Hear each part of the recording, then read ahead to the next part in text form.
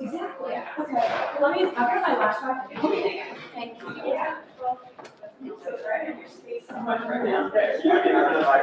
Yes. I guess it's a good thing.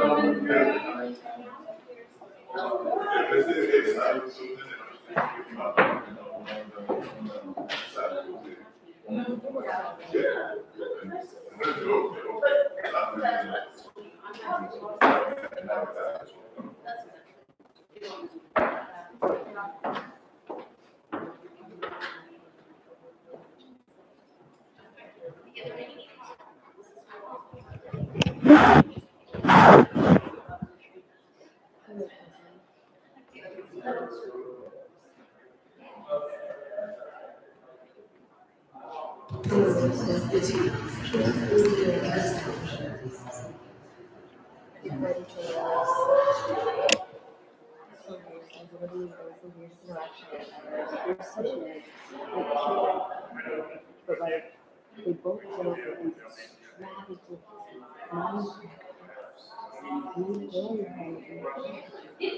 like we're gonna go and the students get in and like things like and then like turn around and like I don't know, it's weird. I mean, it was like one of those things to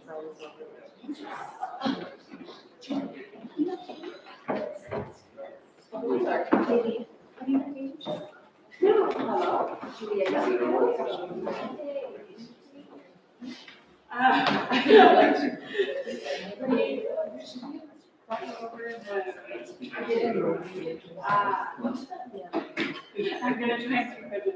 How did you get from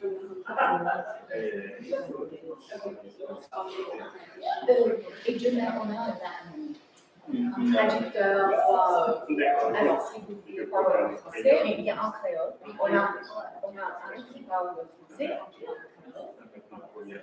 Problème, voilà. Oui, ça va être original. Nous sommes ça. Non, c'est pas vrai. Tu me souviens pas? Mais bien sûr. On était ensemble. Mais tu es pas. Ah oui, je trouve pas quand même. Elle est pas ici, elle a sa vie. Et Laurent, il est ici. J'ai du chocolat, lui. Bah oui, en fait. Je suis dans le train d'histoire.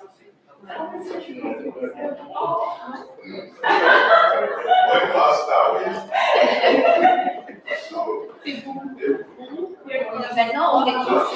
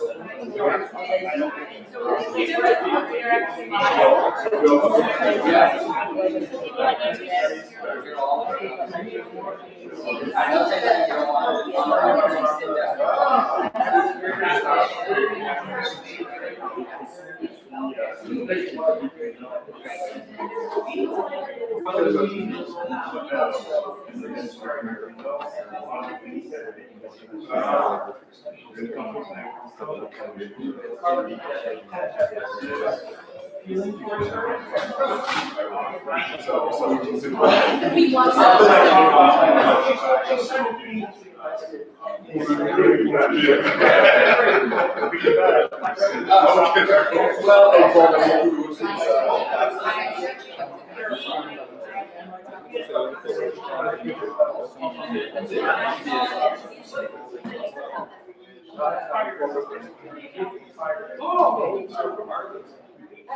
you book for it.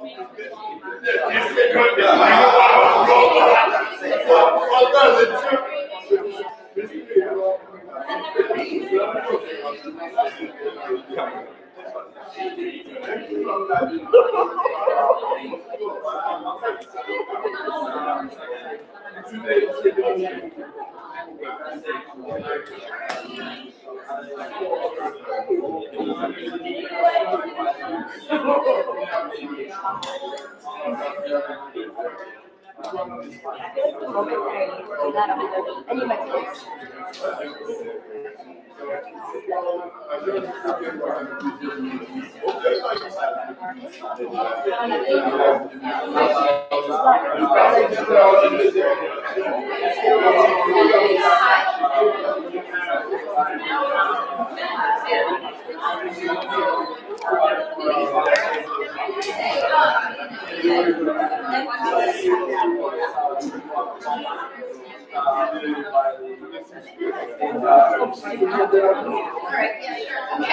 like,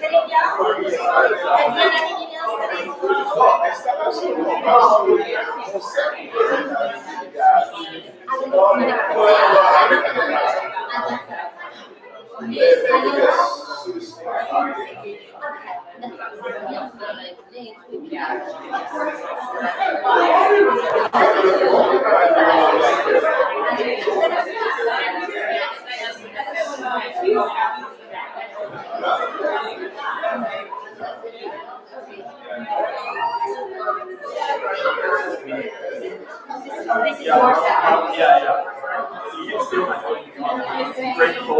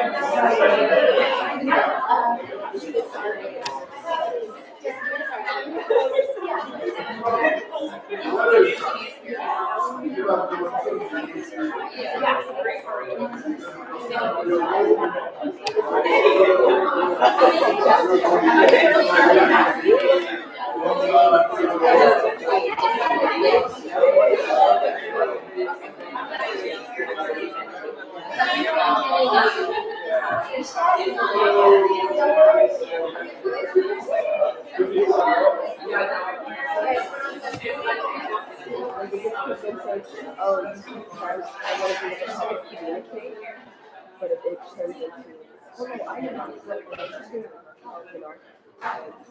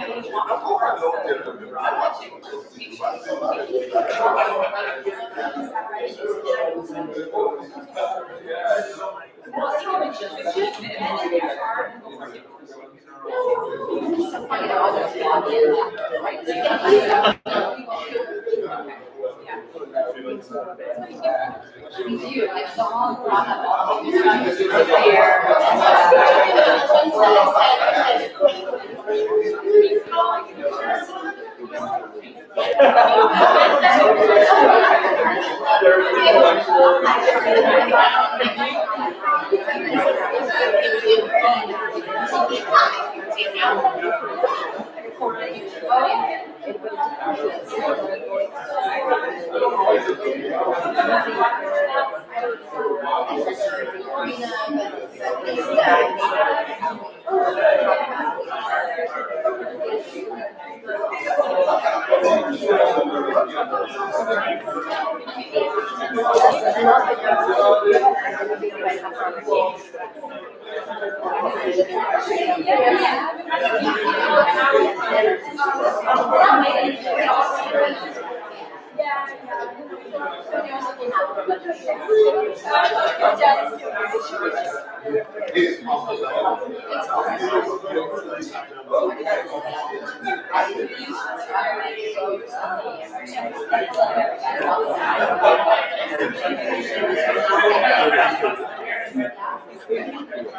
Good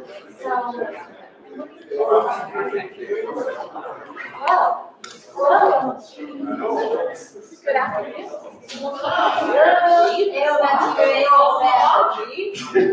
On est. You said it. Thank you all so much for being here this afternoon for the opening event of Enduring Questions, New Methods, Patient Studies in the 21st Century, here at the Carter G. Woodson Institute. This is our brand new space dedicated to the Institute that has become a department just this year. So we offer a major, a minor, and we're very, very excited to have this commitment from the university for almost this whole building of Minor Hall that is now home to the Carter Woodson Institute, and a place to hold our own meetings. We're extremely, extremely grateful to the College of Arts and Sciences for putting their faith in us, to especially Hayama and I, who just arrived here in August. And so we learned very quickly the ropes or well, you'll see if you want. Well, you'll see if we learn. We are not sure, but we think so. And Christina Mobley, who's in the history department. And we thank the Woodson Institute, the French department, the Carter Woodson, the history department, the Center for the Americas, the program in American Studies, the program in Latin American Studies, the politics department, the religious studies department, and the sociology department and anthropology department. This panel in particular is also generously been provided for by the Scholars Lab at the University of Virginia Library. So we had a lot of buy-in at every level. We wanted this to be a place where we could really have an interdisciplinary conversation, and so that's what we're hoping for today with these series of roundtables that will continue tomorrow. I just want to add to this. This has been such a pleasure to collaborate with you two, to work with you two. We'll see how it turns out, but the run-up to it has been absolutely fabulous and really been such an opportunity for just the best kind of working together, I think, interdisciplinarily and in service of something that is near and dear to all three of our hearts, and I imagine to most of you who are here and out there. So thank you for being here, thank you for supporting us, and we really look forward to the next 24 hours of thinking, talking, imagining day together. And as Christina just reminded me, we are live. We're live streaming on our YouTube channel. So feel free to retweet the live stream link for anyone who can join us. They can watch all of the panels live. Yes, and they can also ask questions. Yeah, we're experimenting. They can ask questions. So we may take some audience questions from people kind of out watching. We have a hashtag. We do have a hashtag. Haiti UVA. Hashtag UVA. So be with us, and we'll get started. And so this is Haiti and the Digital Humanities, session 1. So let me just quickly explain, and we'll probably explain this again, how we conceived of the conference event functioning. What we did was we set up a website, and we asked the various contributors, participants for the next day or so to post comments to prompts that we provided on a series of broad questions. In each instance, that prompt was a quote from someone who's important to the topic at hand. And so our contributors very generously over the last weeks have been thinking about that and put their responses online at enduringquestions.net. So it's one of those opportunities or rare occasions where people should look at their mobile devices if they want to follow along. But we'll put some of the information up here. In each of the panels, we're not going to bother doing introductions. You have that in a handy little booklet. It's the name of the presenters and the prompt. And then for those of you out there, you can simply go to the website and see what people were thinking of in the run-up to the various roundtables. And their responses online are going to be sort of the point of departure and the beginning frame for the conversations that we'll have in a more free-flowing way. And the way we've also conceived of this is more as conceived in the roundtable format.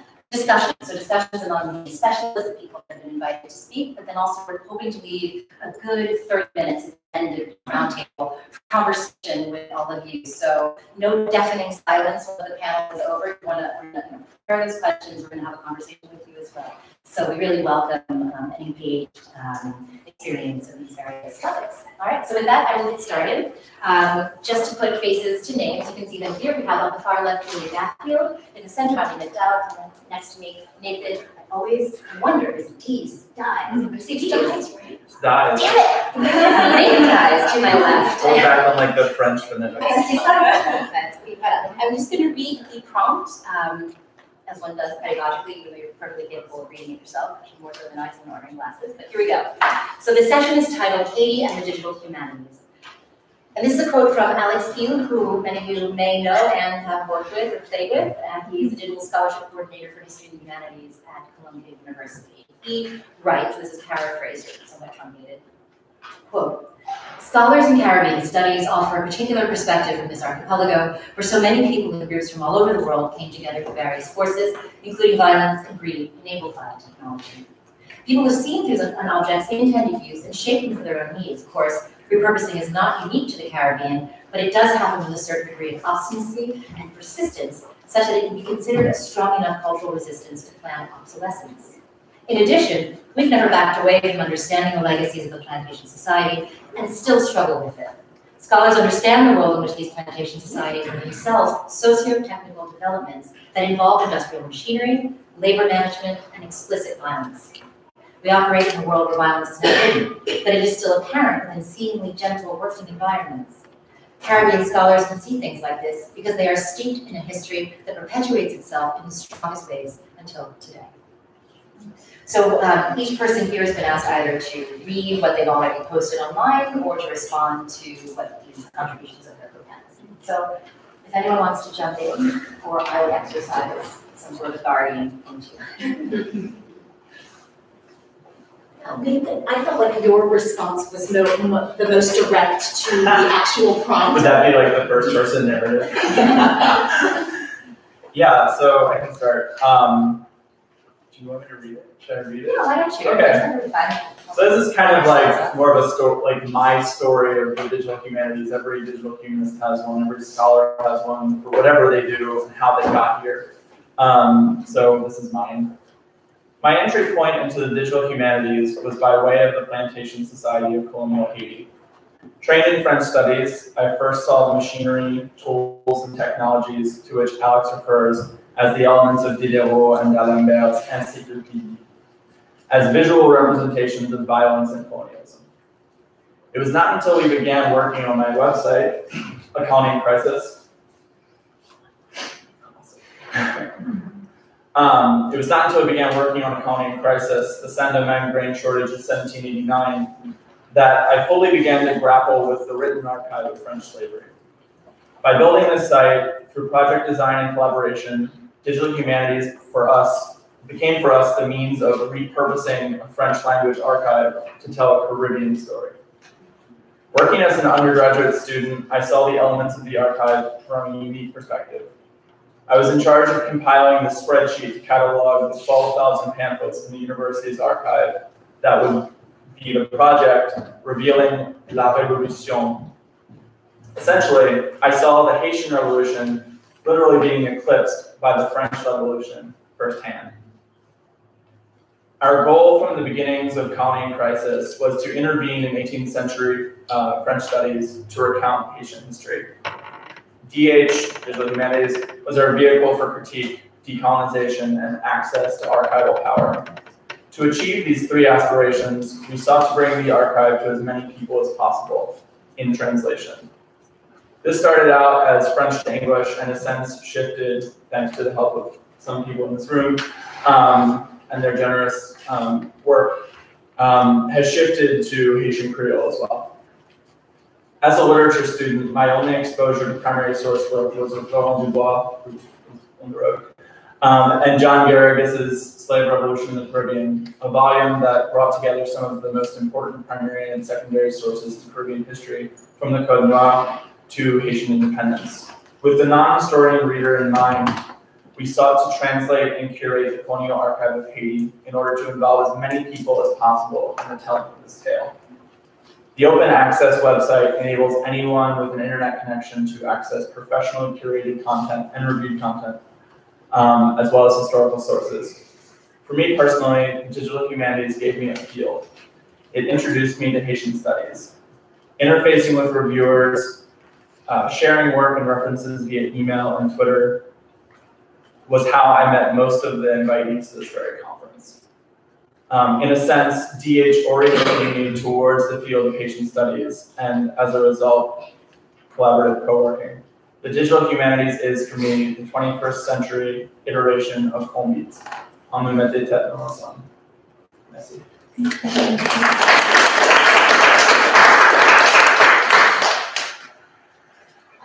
So I would say I became an accidental digital humanist because it, for me, started when I was working on my first book, Tropics of Haiti, and I was trying to read as much as I could of the literature that was published about the Haitian Revolution in the 18th and 19th centuries. And it was really important to me that other literary histories I'd seen on other topics had bibliographies, appendices at the end, which they gave kind of like a timeline of all these works. And so when I first conceived of the project, I thought, oh, that'll be fine, it'll be easy. I'll include this as an appendix, and that will be at the end of the book.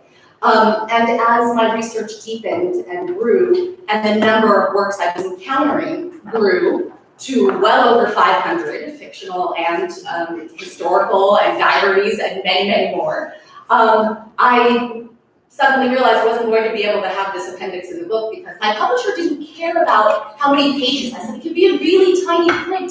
They cared about how many words. So I learned that publishers care about words. And so I thought, my joke is that every meeting ends with, well, just make a website. So I thought, I'll just make a website. And I learned that making a website is very hard if you don't understand how websites work and if you don't know coding. And there are plenty of tools out there to help those of us who need to learn how to make websites. And so my first website, HaitianRevolutionaryFictions.com, is an online bibliography of the fictional works, by which I meant poetry, drama, and novels, works that for the most part were designed to be fictional. And the response that I got was amazing to me. I sort of thought, I put a little link and footnote at the bottom of my book. If you want more, you can go to this website. And I sort of thought that that's kind of where it would end. And I started receiving messages from school teachers and librarians from public libraries of various municipalities, from people in other countries asking me, when is this anthology of fictional works of the Haitian Revolution going to be published? I want to read these works that you have linked to and that you have sort of described here. And so that was kind of my foray into understanding that while just putting something on the internet certainly doesn't mean you have freed it from the constraints of institutions that house the archives that many of the works I listed house them. It certainly does make it more accessible, and that to me became sort of the major goal in my second digital humanities project, which is legacies.com, which will be going online. You can see a preview of it here in a few weeks. And what I wanted to do was, I wanted to collect all of the versions of La Gazette Officielle d'Haïti and La Gazette Royale d'Haïti that were published during Henri Christophe's tenure as president and then king of early 19th century Haiti. One of the reasons I wanted to do this is these papers are scattered across North America and Europe, and they don't exist in any single repository. Meaning if you wanted to sort of study them as a whole, you have to either travel to each of those places, or you can beg archivists sometimes, as I did at the National Library of Ireland, to send me through the mail photocopies of 6 issues of the newspaper that appear only in their library, in the National Library of Ireland. It got me thinking about all kinds of things, from patrimony to ownership. I wondered, do these libraries own these documents? Do they own these images? I had conversations with archivists and librarians who told me, no, these items are out of copyright. And so certainly those libraries own the particular issues in their possession. But what I decided to do was take pictures of them myself, or have generous colleagues who went to Denmark, where there are 8 issues of the newspaper that are only there. And she took the images with her camera and generously shared them with me, Julia Garfield. And I transcribed them along with my research assistant, Denise Rose. And so they appear in full text on the website, fully searchable, also with the original images, short little paragraphs sort of describing what's in them. And the goal was to see what kind of run we can get? Can I get a complete run? And I learned through the project that the newspapers are not as incomplete as I thought. They're helpfully listed as number 1, number 2, number 3, etc., numéro 1, 2. And you learn that they just became a lot more irregular as the Christophe administration continued into 1817, 1818, 1819.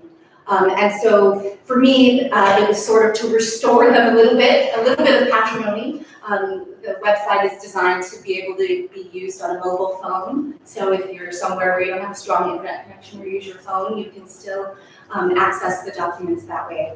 So that's sort of my journey, I guess, if you will. And I'll turn it over to Julia. Hi everyone listening in from abroad.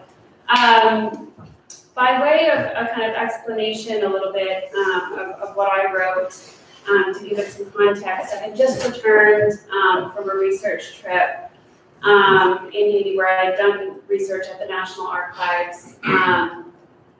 And anybody who has done research there can kind of think from the desperation that I was writing this and kind of the context of the archives. And then after I read it, I'll kind of connect it a little bit more to my own personal journey with digital humanities. In Silencing the Past, Michel Rolfe-Trouillot posited that historical silencing occurs at 4 moments in the production of historical narratives. Each of these moments represents an instance of historical violence in, as Alex said, seemingly gentle working environments. The first, when sources are created; the second, when the sources are collected in archives; third, when the sources are retrieved from the archives by researchers; and fourth, the moment of retrospective significance, making history. Today, all 4 are increasingly becoming digital moments that amplify their consequences in multiple ways. Moreover, new technologies are foregrounding the 5th important moment of silencing of the past, and that is the preservation and accessibility, or lack thereof, of the archives. Which nations or communities get to preserve and make available physically and virtually their historical record? Whose sources are beautifully preserved in acid-free boxes and digitized according to international standards? Whose records are organized and made accessible at repositories and online? And whose evidence gets literally eaten by bugs, destroyed by fire, lost in earthquakes, before any work is done to ensure their future? Whose history is uncatalogued and therefore inaccessible to scholars and to publics because of chronic underfunding. As illustrated by the example of Haiti in the larger context of archives in the Atlantic world, digital technologies offer unprecedented ways to both lessen and increase these disparities, thereby profoundly affecting the retrospective significance of each historical narrative. And so similarly to Marlena, I kind of accidentally, maybe not accidentally, but unintentionally got involved in the digital humanities. And I think one of the, my website,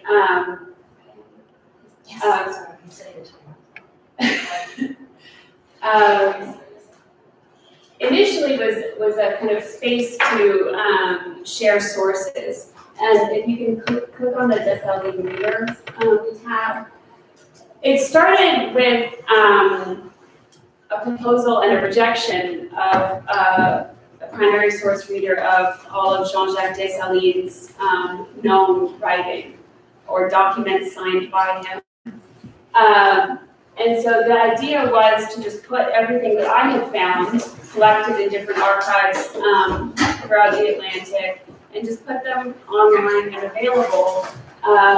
Because unlike the editor with whom I spoke, I was convinced that there was an audience and a need for these documents to be shared and kind of thought of as a corpus. So in terms of kind of connecting research in physical archives and then creating digital archives, I saw that there was a need mainly because of the dispersed historical archive, particularly for the 19th century. You're all looking at me like I'm supposed to do something. You're So, I mean, I suppose I could ask any one of you in reading your responses on the website, which are all just this beautiful mix of the personal and the mix of the scholarly, the personal, and the technological, or the, the awareness about the technological, I guess you could say. So I just kind of pulled out a few key word concepts that I thought maybe you guys could play with together and thinking through about each of your projects and what relates and what doesn't. So, but what in your statement, so we've got buzzwords in the digital humanities, one of which of course is open access, right? And so I noticed in your statement, so you said something open access, available to anyone with an internet connection. And I thought, well, yeah, obviously, but in fact, this is not necessarily a taken for granted. Yes, the taken for granted thing, a given. So I wonder if you can talk specifically about the ways in which this question of accessibility, which also brings with the questions of ethics, obviously, resources, both capital and human, how they factored into your conception of your projects, especially since for both of you in particular, but I think this happens with any big project, there's where you start, what big it's going to be, and then what you realize you have to do to make it a thing in the world. And you have to keep making those evaluations as how much am I going to spend my time, my labor, and other people's time, labor and money. So maybe start with those questions. Yeah, I would say that, I guess in my response online, I focused on the kind of language of digital humanities and the language around access that to me, even though we all talk about open access and accessibility, that really kind of reflected the language of colonialism to me. Like, it's free, right? But it's not really free. I mean, someone's labor went into it. I think in your remarks at the University of Maryland, you said it's not magic. It's knowledge, it's technology, it's expertise, digital humanities, making websites, doing archive work. It's not magic, right? And there's always somebody's labor. And there's often in the digital humanities, someone's labor that's not necessarily recognized, and often that's the technical person sometimes, the archivist who's collected the documents. But beyond that, in archival work, we sort of are always attuned to the silences that are in the archives. But even the documents that we do find, so back to that moment we talked about when we sort of reinterpret them, we can do violence there too, and I was very concerned that sort of just by saying, it's freely available, anyone can download it, that I'm sort of masking multiple other kinds of problems. And the thing that I centered on was where the original provenance of the document. And I think that as if you page through the website when it's up, when you see provenance, British Library, provenance, National Library of Ireland, provenance, National Library of Denmark, these documents that are crucial to understanding 19th century Haitian history are located elsewhere in the world. We have to think about that and sit with it for a moment. And me just making the website, putting them online and transcribing them really can't undo that kind of violence. But I hope that the reason I put the provenance of each document is because I want us to think about what that means, that those documents are housed in those locations. I think, I've been focusing on the kind of continued importance of power and hierarchy, even in this move. And I think there is, a kind of claim to, democracy on the internet, which is, patently false. And this is very true about his kind of digital archives, about research, about catalogs, about decision-making processes and what gets digitized, and how things get cataloged, and who has the resources to do it. So I think it is both fantastic to bring together all of these different sources, but then I think I'm becoming kind of increasingly conscious of the fact that I had the resources to collect all of these documents because of different grants from institutions in the United States, and that I was able to travel to many different countries to collect these archives and both have the kind of resources to get there and the time, and then also the time to create the website, which is a kind of a scholarly endeavor that universities still haven't figured out how to kind of really grapple with in terms of intellectual production. And some of that might be because us as scholars still haven't really figured out exactly where it fits in our own scholarly and intellectual projects and what it's exactly doing. And I don't really have any concrete answers, but I'm thinking more and more about the kind of replication of power hierarchies in the kind of digital humanities, especially with respect to the Caribbean and vacation history. And so kindly you spoke about sort of where the project begins and how it might not end up the way you initially thought it, or your conception of the project is impossible, unwieldy. When the University of Maryland received funding to digitize 12,000 pamphlets, they had $4,000. That won't even pay an undergraduate the low rate that we pay undergraduates to sit with a scanner that scans verse from above to flip through pages. It just wouldn't. And so when we came in with a colony in crisis, about 900 pamphlets of the 12,000 had been scanned. And a lot of those were duplicates from other archives. And so sort of we saw from who wrote the grant at a remove, there was a disconnect with what the archive had, how their project was conceived. And so I don't call a colony crisis an archive, it's only 24 documents. So if we want to call it a micro archive, we can do that. But what it is it's free sources that are intellectually curated, reviewed by scholars in the field. Many of the people in this room have looked at them for us, and used it in their courses.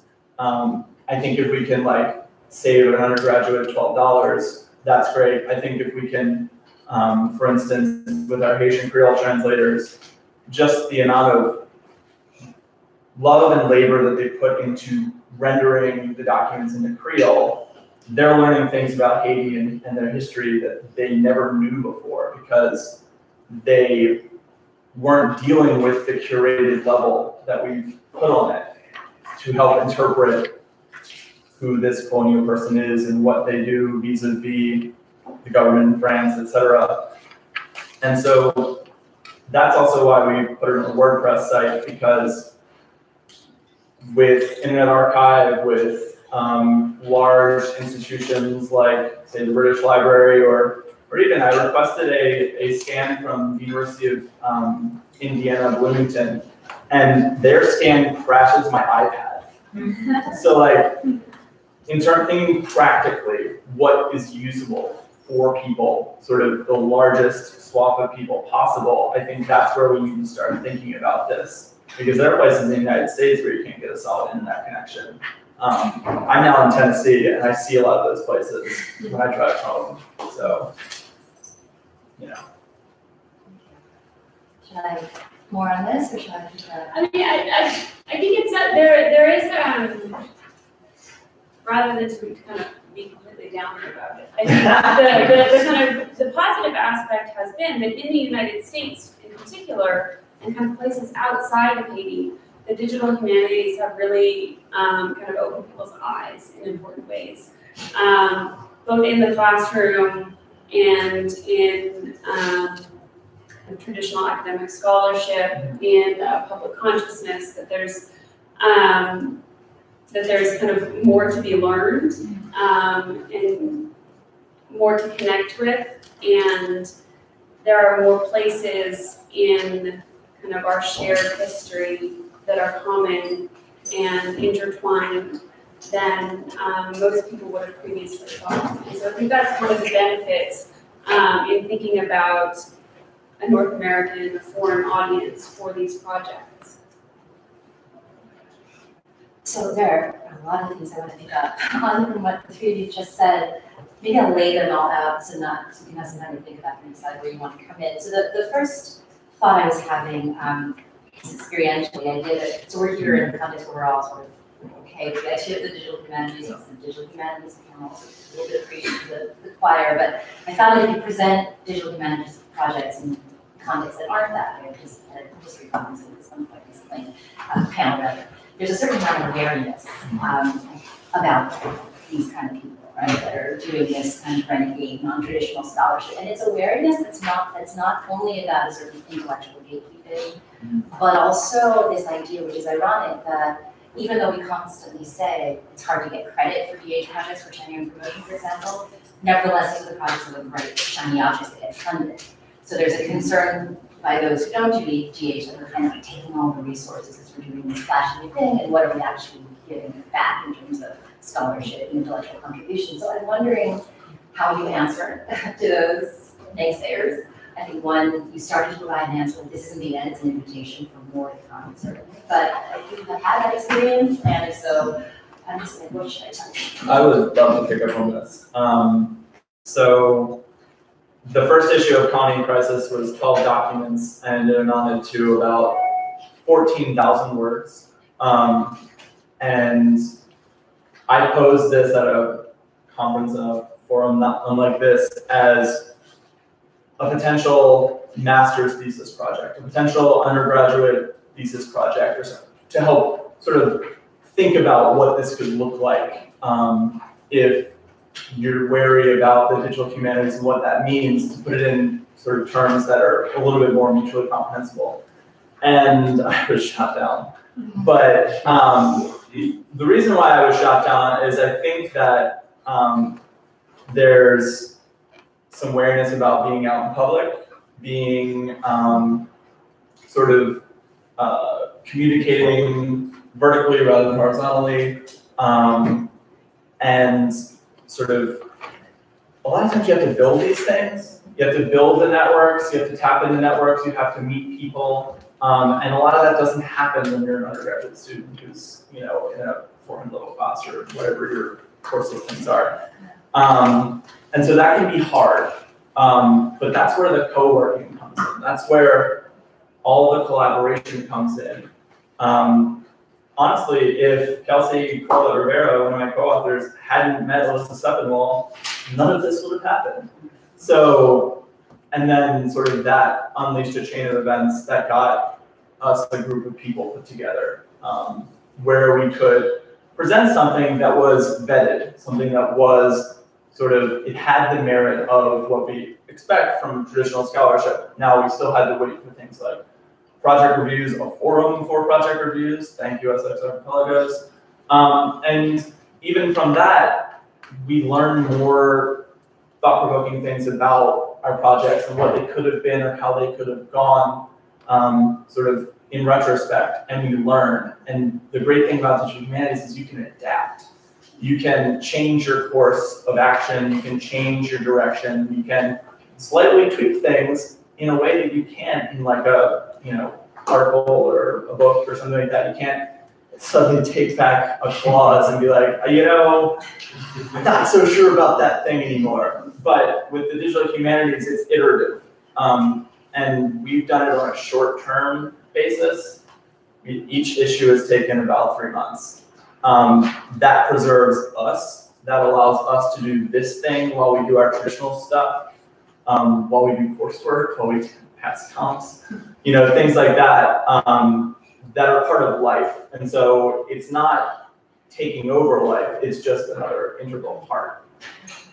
I would say, I mean, I think that we, in terms of the sort of funding boom, right, that it's important to make some kinds of distinctions though, because the funding is for certain kinds of digital humanities projects. Because I think when I look at sort of the landscape of what funders like and what administrators, university administrators like, I think that they like digital computing projects, very textual, text-based projects. But blogging is also a form of digital humanities, and I would say probably next to live tweeting or something like that is the one where that people see a danger. Lots of academic bloggers, especially initially, when they first began their blogs, blogged under pseudonyms or anonymously, out of fear that it would detract from their quote-unquote scholarly work, or fear that someone might attack them for what they said, or discover their identity, or that they revealed something that they shouldn't have revealed. So I think it goes back to the idea that sort of when you are putting something on the internet, you're kind of liberating it in a way, which we're talking about that you're not doing, but you're also constraining yourself. You're putting yourself out very publicly. You're becoming a public scholar in a way that perhaps some people don't view themselves as public scholars when they publish an article or a monograph. While you can take it away, you can't sometimes also, right? And I think that a lot of academic bloggers learned that the hard way, that you can't simply erase it. And HNet, which is another one of our endeavors, Haiti, at Haiti, which is, and HNet in general, you cannot delete anything. So we've had people send us corrections before that, and there's a clause on every page that says, you can add a comment to correct, but you cannot delete anything. As editors, we don't have the power to go back in and respell that person's name in the correct way, right? And part of it is that, that does change things, right? When you tweet also, you can't edit your tweet. Because think about that, then all the people who liked it, you can edit it to say something completely different, the contrary of what it originally said. And so, yeah, we talked about even at the Caribbean Digital Conference, problems in the fact of not being able to edit certain sites, but also the editing itself, that the constant editing, the idea that it can constantly be improved or corrected is something that the digital humanities can't or hasn't necessarily contended with all of the implications. Websites that disappear are the things that we've talked about, which is a lot of digital humanities websites, especially after Flash. I think this is interesting in terms of how the work is perceived by people who are not participating. I think there's a really interesting contrast to more traditional academic scholarship in that collaborations somehow lead to kind of much more convincing, like that outsiders are convinced if it's a collaborative effort, rather than, it's just like your hobby and you have a blog and there's an good cute whatever. Rather than actually serious scholarship. And I think that maybe this is a good thing, that to get legitimacy, it's a collaborative effort, whereas when you're publishing a monograph, it undermines your legitimacy if it's collaborative in terms of how these things are ranked. And then in terms of there's the putting yourself out there, but it's also implicitly and explicitly a conversation in a different way than an article or a book is. And there's the assumption that people will respond either directly or indirectly in a much different way, not necessarily just through citations, but in social media and comments. And I think commenting on blogs doesn't happen quite as frequently as sometimes bloggers would hope. But I think that there is at least degrees of kind of inherent conversations in these projects that some people might be kind of weary to engage in, and therefore kind of project their own hesitance on your own project. It's fascinating. I wanted you all to speak about collaboration and kind of the heat that goes into the production of these things, but also just interesting the way that you frame it in a sense. It's like visible, like credibility, peer review almost, right? So that happens behind the scenes in an article. If you're collaborating with interdisciplinarily or with technologists, you start to have the credibility comes from the fact that this is a team, a network of people who have the chops to weigh in on whether or not this is a valid project. So it's kind of more visible, but also you're accountable in a certain kind of way to a public that's much wider than the journal audience or the two readers on your article. So there's that putting yourself out there as well. Yeah. I guess two things. One, sort of about the previous sort of debate. do you want the money? Like, if there is big money in like DH projects, do you want to start a project that requires that kind of money? Like, in terms of, that entails a lot of stuff. That entails writing a project manager into a grant, that entails managing a number of people. The way that we've kept it manageable is by keeping it small. And we haven't had funding for the last 4 years. So there are liberties in not being remunerated, as oddly as that sounds. But we did receive a grant to pay our patient bureau translators because we understand that they're graduate students and undergraduate students who are going into the translation field, and these will be helpful professional documents for them. But towards the other direction, I think there's this citational politics that is involved in whatever you do academically, and you sort of start to enter into these conversations with folks in a public space, and then that becomes even more like magnified. So you really lay all of your cards out there, especially when people are associated with your projects. And so I think that can be sort of scary for, picking your field too early, picking who you're hanging out with too early, especially for graduate students. I think you should write an article titled, "Do you want the money?" Do you want the money? Because that's brilliant, and I think it really gets to the questions of the use of resources that come when they want this burden of accountability to sources that maybe you don't want to be accountable to. Yeah, and I think there are other forms of compensation too. Like I'm doing a translation project I'm sort of like a TA in class, and we're translating more colonial documents from Haiti. And it's called Sendamang Lost, Imperial Narratives of the Haitian Revolution. And what we're doing is we're having students, through translation, through the close reading possible, reckon with the fragility of Frenchness, the fragility of whiteness in the 18th century through the narratives of the Haitian Revolution and its figures and the way that it's told, its discourse. That will be a digital project that they were not paid for, however, they did not have to write a final paper. And also, they now have something that has a Creative Commons license on it that they can say, look, I produced this. If they don't want to go into academia or some pursuit that involves, tracking down sources, showing a particular expertise in a field or an area. One of our students is a public health major. She's translating a document on yellow fever. So, we can see how that just really helps bolster the student and build the student up and compensate them in other ways, without having to seek out funding and sort of drag this timeline out too. I would say on the collaboration, it's sort of interesting because I haven't collaborated that much on any of my projects.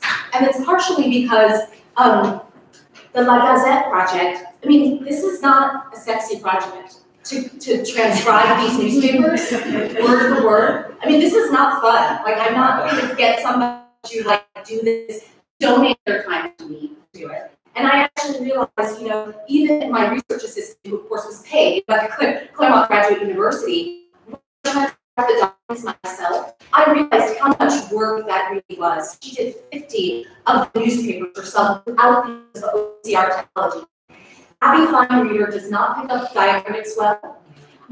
It also, if you have a splotch on a page, will interpret that as some kind of letter or symbol.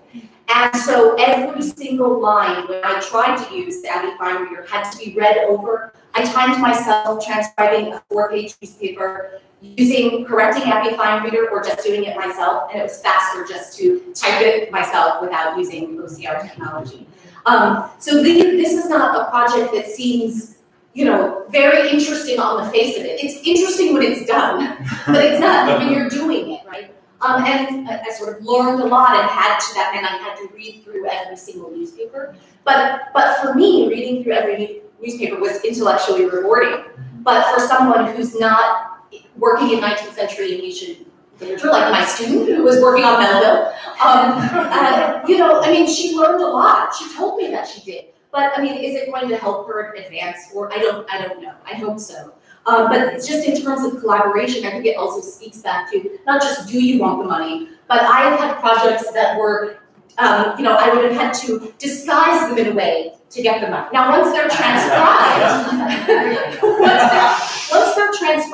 we're in phase 2, you can do all kinds of interesting things with the annotations and collecting them and making digital indexes. But the first part, NEH and Mellon are very clear that there needs to be an intellectual aspect, an interpretive aspect to the project. And phase 1 of my project had an interpretive aspect in the sense of I curated, I put a little paragraph. But the real part of phase 1 was transcription. And those are not things they would like to fund. It is me to transcribe from beginning to end.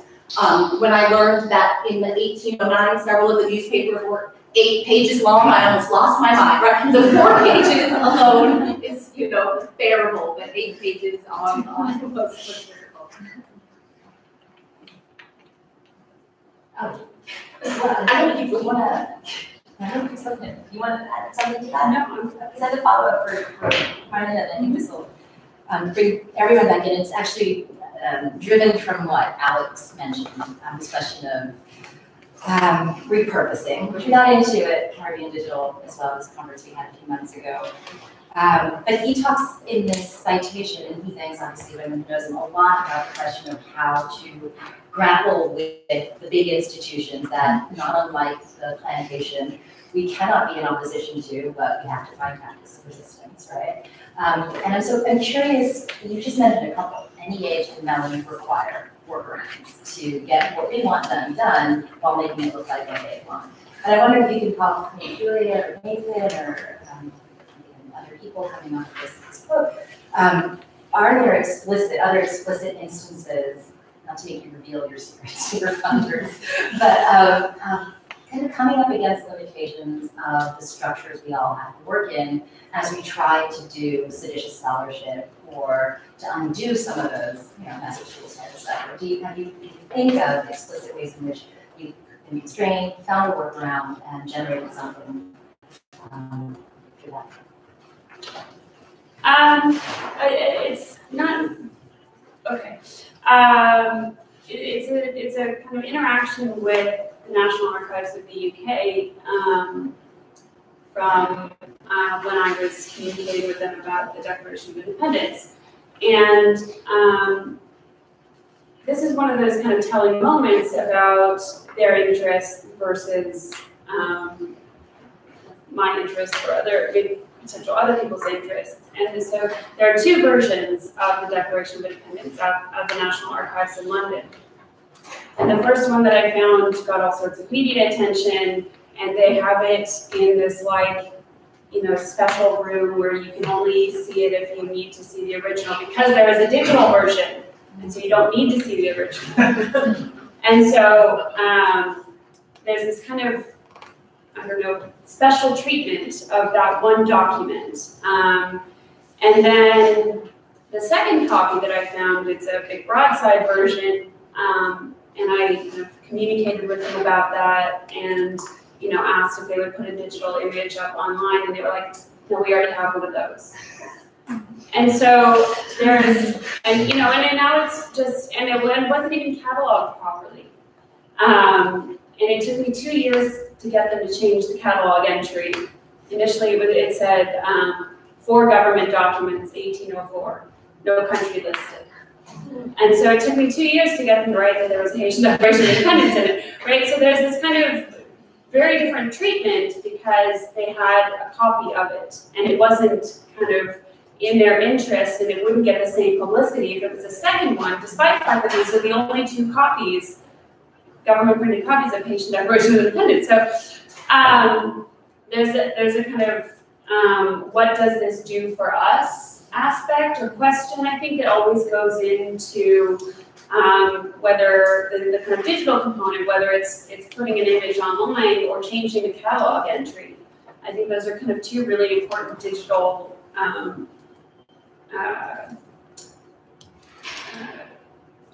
interventions in a kind of document's life. And so there's a kind of, they weren't interested in doing anything because they weren't going to get publicity from it. And so anybody can go to the National Archives and see a beautiful broadside printing, but then there's also a risk, right? The document could get damaged because it doesn't have the same value, I guess. And in some of the newspapers from the British Library, I went to the big reading room and I was sort of shocked that these papers were, okay, I thought they would be in the rare manuscripts collection. And they handed them to me in a folder and it started crumbling in my hands. And so I gave the document back and I said, it's like falling apart.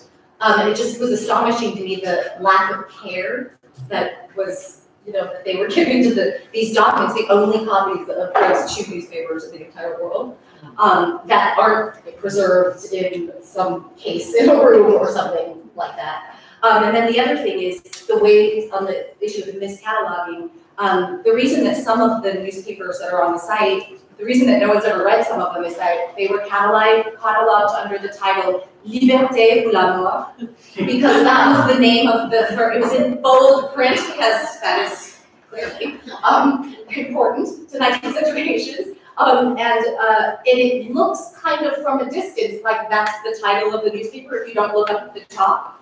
So that's what it was cataloged under. And so when I requested it under the name of La Gazette Royale, they said, oh, you mean Liberté ou la mort? And I said, no. And it's still, that's what it still says. They haven't changed it. That's what it says in WorldCat, if you look at WorldCat. If we have time, really. Yeah, we do. So, How many information documents are cataloged like that? Not just newspapers. Every single document could be. Every single document. Every single But I think when I think about institutions, I think about the one that's touched me the most is sort of my training as a student, as a scholar, and I think a lot of times the institutions. I think a lot of times the way we're trained doesn't necessarily lend us towards this sort of thinking, like that in certain disciplines, digital humanities, or anything, like recognizing that creativity are valuable to our scholarship and can provoke new ways of thought, new ways of collaborating, is somehow like not what we do.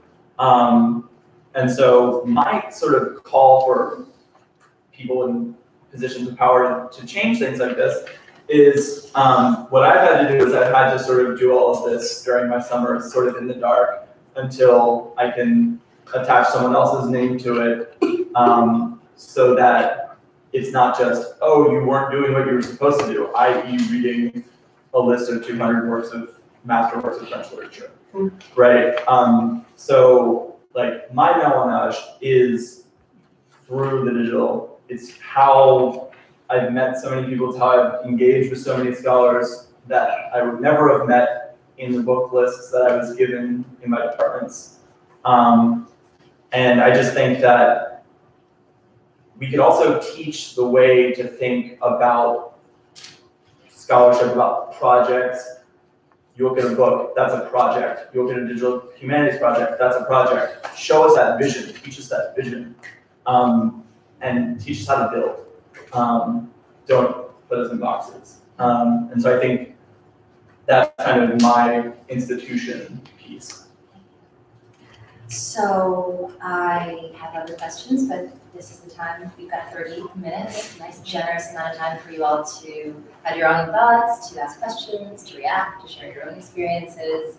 That's what we're trying to do here, is have conversations, not just presentations. So I invite you either from out there or from in here to engage. And loudly, so I'll try. I have, I think, one comment and one question. Something Marlena just said really struck me with how when they gave you the folder and it's crumbling. And I think we often have this idea, and Julia spoke about it in her comment, in terms of how the archives in Haiti are and how things are not preserved. But Haitian documents are not necessarily better preserved outside of Haiti. American documents might be, British documents might be. But I mean, just listening to you all talk and hearing about Denmark and Britain, and I get so angry because it's like, why are these documents in these places and what are they doing there? If it's not for Haitians like you who actually care and are interested in preserving them and using them in important ways, then they're just being wasted there. And so I think we also need to think about, today in 2018, what does it mean that these documents are in these places and are literally crumbling a lot of times, right?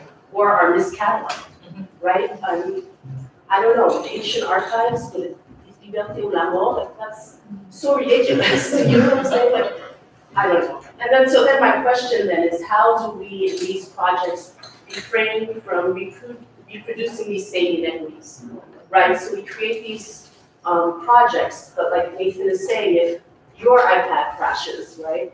Imagine what's going to happen to mine in Haiti. So it's like, how do we render the technology accessible, but then also the documents themselves? Who are we building these sites for, these projects for?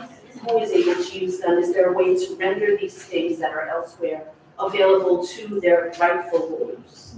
Like, is that part of the ethics of the digital humanities?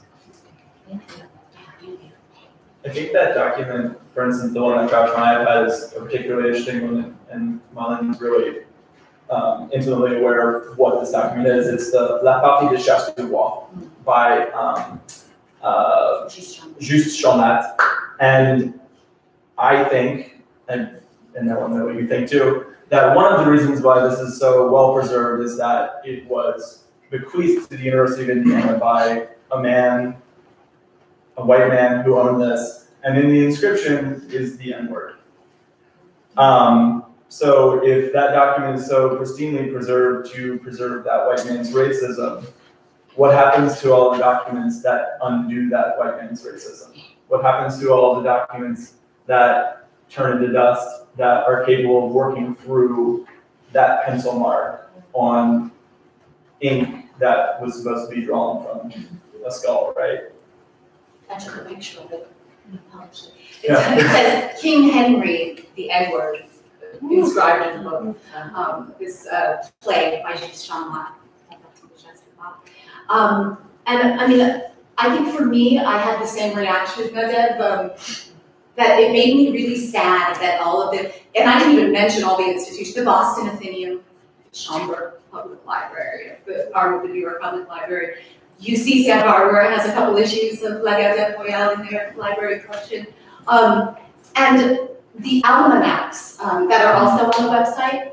I just happened to be living in Charlotte, North Carolina when I found out that 2 of the almanacs, the only 2 copies in the world, are owned by the University of North Carolina, Charlotte. So I drove over to Special Collections. They were nicely preserved there. They watched me like a hawk with them. And I took pictures of them with my iPad because I didn't know I was going to put them online at that point. But I am constantly thinking about, well, how is it that why is it that these documents are here? Why is that play at IU Bloomington?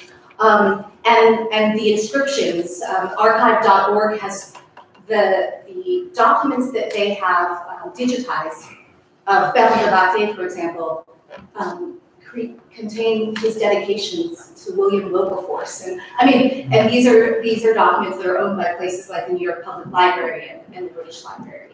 And the American Antiquarian Society used to have 7 issues online. They sold the 7 issues to Gale and the early Caribbean, to Redex, the early Caribbean newspaper series. And your institution has to pay now to have access to those newspapers. And I understand why an institution might think about doing that, just sort of a broad scale, but these were papers that were freely available on their website for years. Just gone on their website and downloaded them. And now you need to have a library that subscribes to that version of Redex, which we do not here at the University of Virginia, to access them, where they once were more available than they are now. I think in terms of the conversation about the importance of kind of the foreign audiences being the audience for a lot of these projects, right? That if more people knew about Haitian history, cataloging something as liberté ou la mort would be kind of obviously incorrect. And that kind of, the second copy of the Declaration of Independence, it would be obviously important. And so having the kind of inviting people into the conversation via these digital projects, I think will help,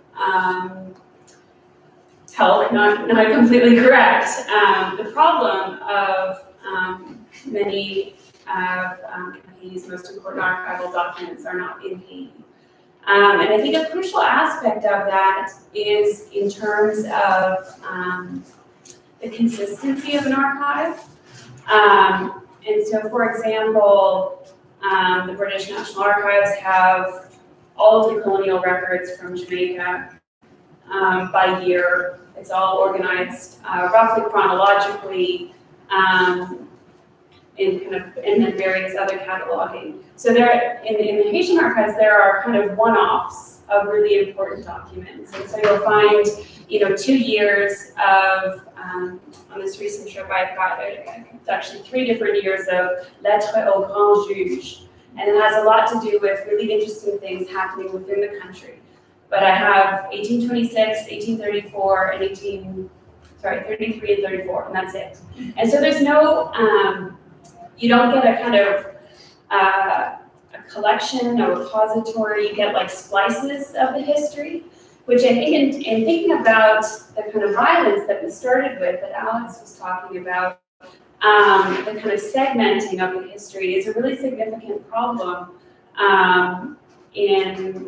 especially in the archives in Haiti. And so in terms of collecting different documents and kind of putting it back together, one of the things that I think is important is to have a kind of narrative that isn't just a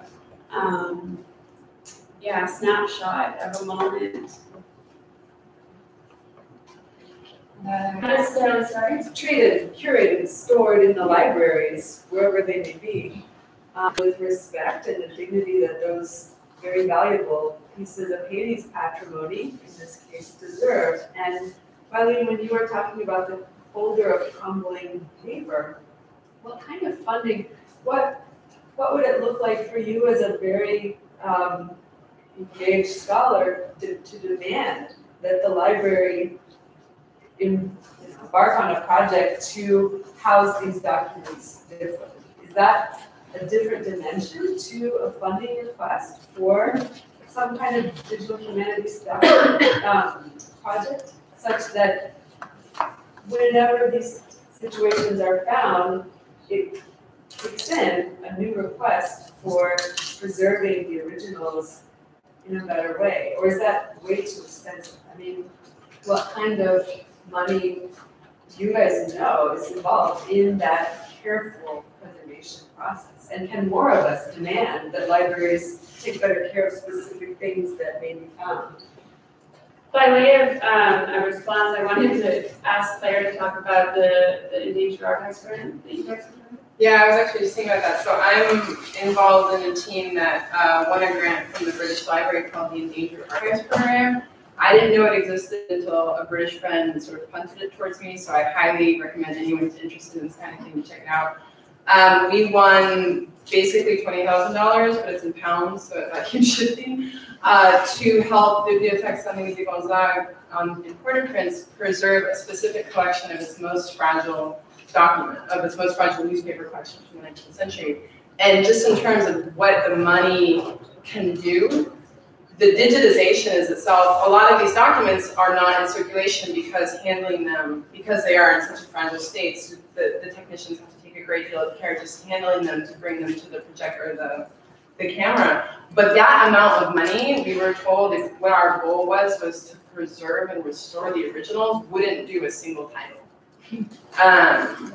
And the actual work and labor and materials of restoration and preservation was astronomical. And so so the British Library offers 2 tiers of this grant, and we've applied we've won the pilot grant, which is the smaller amount of money, and there's a larger sum of money to grow a project into I think they call it a major project. And so we're thinking about, in conversation with the director of the library, like, is that the kind of thing, is preservation the kind of thing that you want us to aim for if we work to get the larger sum? But it's also just incredibly disappointing to think that, like, the lifespan of a lot of these fragile pieces of paper is not going to get longer. But the digitization effort is almost like a triage. Regarding her goal to monetize the collections, like we realize that in this instance, like the documents that are being preserved by the British Library's funds, like go to the British Library, but they also go to DLOC in the context of DLOC's relationship to Saint-Louis de Gonzague. But her dream is to have her own database, her own, but that's not free because she wants to sort of be able to support the library vis-a-vis people's interest in it. And that's at odds with the ethos that underlie a lot of the funding opportunities. And so this has been, I don't want to say a kind of conflict at all, but it's been one of these things we've been talking about as we actually hash out the reality of trying to execute something of this nature. I would say, I mean, that to speak to sort of both of those points, Mariana and Claire, that hard conversations have to be had, because for the British Library to suggest that their goal is open access, would they charge me £20 per page to photograph this crumbling document that I refuse to handle, is to me disingenuous, right? If you try to get certain other parts of their collection, it will be a lot of money for them to do it for you. If you travel there yourself, you have the funds to travel there yourself. So then you're in a conversation with yourself. Is it less expensive for me to go to England and do this? It depends on if it's a whole novel. It may in fact be less expensive for you to buy a plane ticket and go to England yourself. So I would say hard conversations need to be, because I do understand that, to bring us back to one of the first issues we discussed, it's not free. It might be available, open access, but it's not ever free. Someone's labor, someone's server, someone's preservation, someone's paying for that somewhere. And that language of free, to me, is a part of the sort of colonial language that is reflected in digital humanities. I think the idea that anything is free, and to reflect on Alex's comment that violent technology, that was slavery, was the idea that labor was free, but of course it wasn't, right? Someone always paid.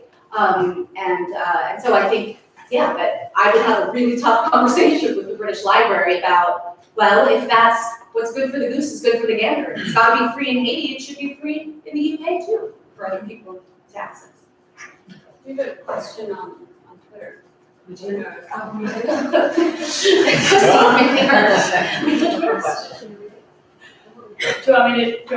Yes, because I have to do all sorts of things. Or Christy. Christy from L.M. Rodriguez. Linda. For the digital humanities panel, wondering how people deal with translating their site, build into long-term project planning, or a short-term priority. Thank you for the question. Thanks, Linda. I'll take this one. And you guys can, of course, weigh in. So our site is entirely translation-based, and it couldn't be without translation. However, what we wanted to do was eventually translate these into Creole as well. And we had ideas about what the site would look like. Oh, the whole thing would toggle, and then the entire site would be in Haitian Creole. But that's like, that costs word translation money too, right? So translating Economy in Crisis, that's 4 words, so pony up. So what we did was we prioritized the text, the documents, rather than the entire interface. Because like I said, the entire website at the first iteration was 14,000 words. That's a lot of money. Especially at the rate that I, after having done this translation work, would feel comfortable compensating someone for.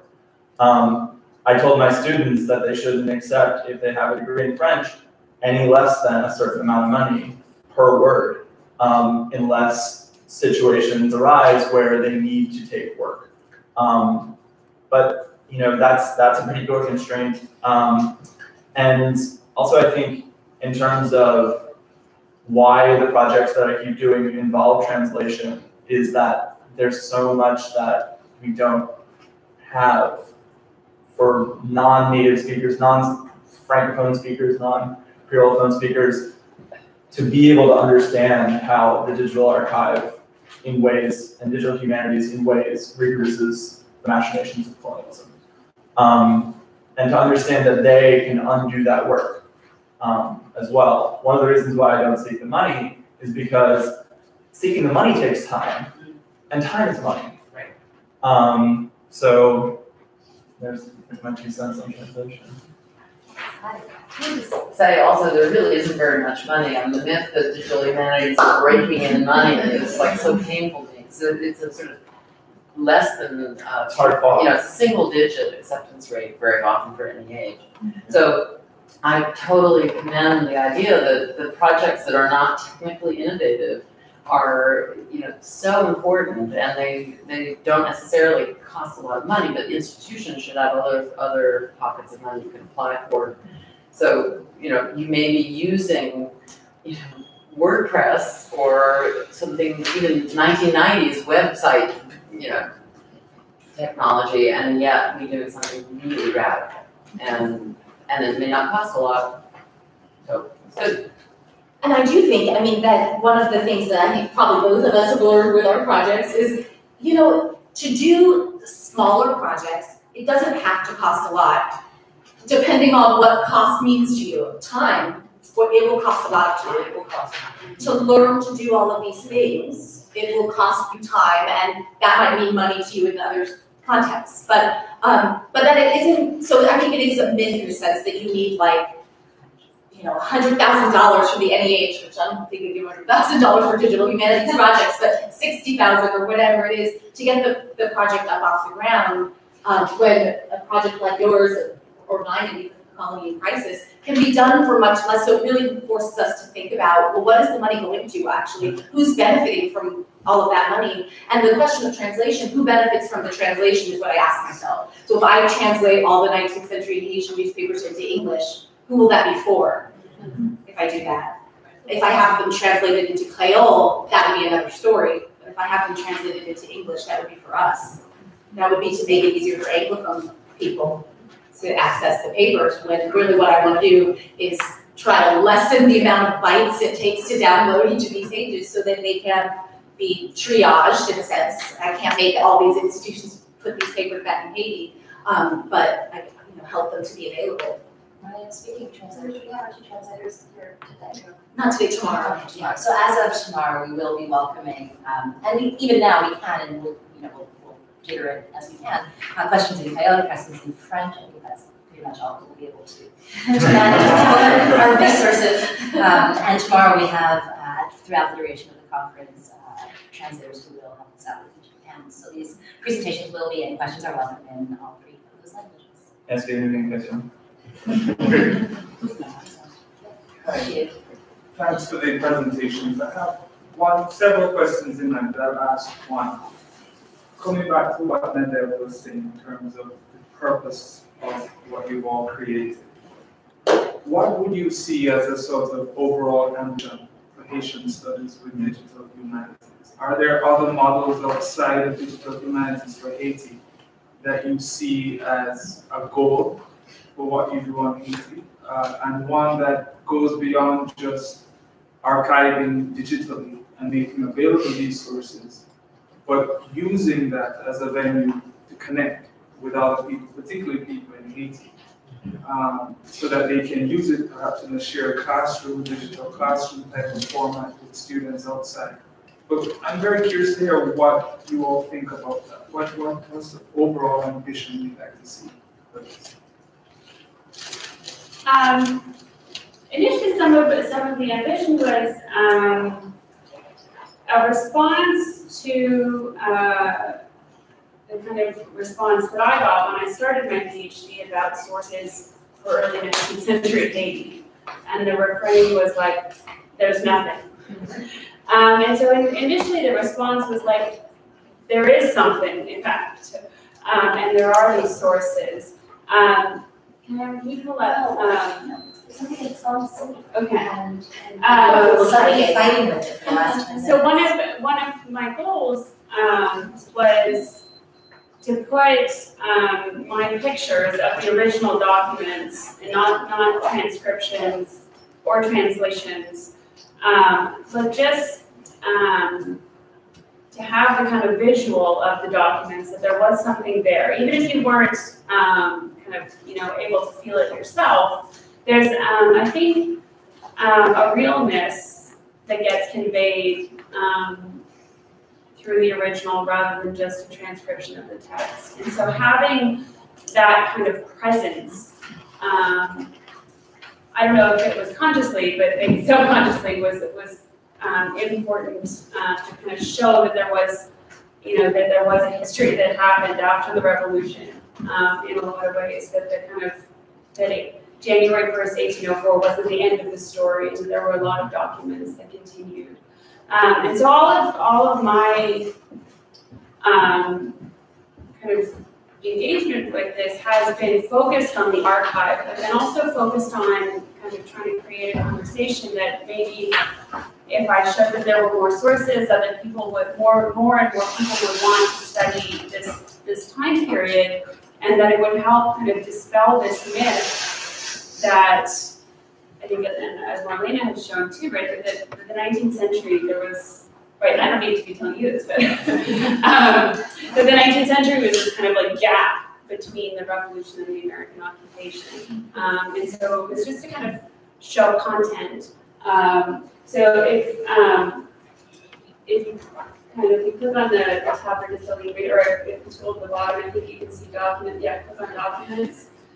And then for each of the entries, you can click on and see the original document. And I've kind of clumsily put this together. There's a blog post for each document, and some of it I'm just compiling from different archives or linking to different sources online, and then asking other people to share their resources too, if they're willing to let me post it. So, which it has been some of the case, and then I know there are some documents that I haven't gotten around to posting yet, but so that there's a kind of collaborative effort, just like Marlena's project, in terms of collection as well. I mean, I would say, sort of what is the end? But yeah, I mean, I would love it if, and I think probably your project could be really open to this as well, in terms of, people in Haiti teaching can use these documents to the same way that, in the classroom here, we might use Freedom's Journal in the classroom and ask our students to do a project with that or with Doc South. And the other thing is that I think attention to these earlier documents upsets some of the stock narratives. That it becomes easy when we deal with 19th century Haiti, and we're moving on to something else, to have a stock narrative. Henri Christophe suffered a stroke in August of 1820, and then we knew that that was the downhill from there. But one of the newspapers that Julia actually shared with me from the National Archives of the UK, in the fall of 1819, Prince Victor went on what Henri Christophe had ordinarily done, which was a tour of 19th century Haiti, where everyone sang his praises, and the goal of really in great detail describing this tour of Prince Victor visiting every town in northern Haiti, really seemed to me to prepare him to assume the throne. But this is before Henri Christophe has a stroke. So why was Prince Victor being prepared in this way, and the people of Haiti are being told, everyone loves him, he's great, vive le prince, all of this stuff, right? And so to ask us, now we can maybe dig a little deeper, see what was going on in 1819 already. And I think a lot of this wasn't apparent to me until I started learning Creole, until I took classes where some of the materials were decades old, older than me. And so there are things happening right now, right? We have the alphabet, we have mathematical technologies and things like that to teach numeracy, literacy in Creole. We have a Duolingo app that's being developed for Haitian Creole. These are layers, right? I think of a project that in the digital form might help mitigate some of the problems of paper, might help mitigate some of the financial problems at a certain point for certain centers, for certain, having our documents in Haitian Creole and then having their authors read them aloud is something that we're doing now so that we can work with multiple literacies. So if you can't read Creole, you can hear a colonial document being read to you by a Haitian person. And I think that means a lot. I think that would mean a lot to especially a people that the radio has meant so much for. And we've seen the impact of the Radio Haiti project already, just in terms of people being able to sort of understand their past, mediated, curated through the voice of Jean-Dominique et al. Right? I think so that once it's all said and done, if it's ever all said and done, that there will be some semblance of equity. And take, I'm afraid, one last question and then we'll have to begin. Okay. So this is a little bit of a response to your question and a follow-up on something I've been thinking about since the Digital Caribbean Conference in December, I guess it was. Just the value, and I don't want to sound sort of empty optimism about DH, Caribbean, Haitian DH, but it does strike me that when you start to connect, poor cataloging practices with good digital metadata. So, you're fixing the metadata in your own works. And so you're at least changing it there. You're changing bad practices. And, the amazing kind of network of humans that were in all those wonderful panels that I saw then, you've got this effect of Haitian digital humanities that is magnifying network effects by people, especially building metadata, but that's not the only thing. But just, sort of the increasing mass of good metadata has an effect in the real world.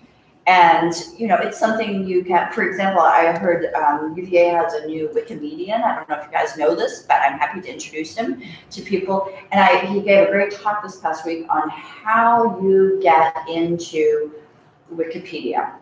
There have to be 2 published sources, preferably 3. So when you have a blog post written by a recognized scholar in the field, that's a source. So then your a new Wikimedia or Wikipedia entry is not going to get booted because you've got a source. So again, it's the magnifying effects of metadata that I see as a real benefit in the real world of Haitian DH, Caribbean DH. It's not all negative. At the same time, there was that, I think it was Tabby McIntosh let us know that the All the Stuff Wikipedia entry keeps rigorously being edited by somebody who is anti the stuff. And who, right, it's a thing. And is sort of the watchdog of this site. And so, I mean, how do you undo the distraction of all this stuff? Let's take that to our new Wikimedian. Right, that could be one thing. But I think also, and as you're talking, it's sort of made you realize that we all, by teaching approaches, by putting work out in the fore, that we all have somewhat different but overlapping visions in a way, and that digital humanities can be another way of sort of everybody has their little piece that they attend to, and we all come together and sort of are part of a collaborative project.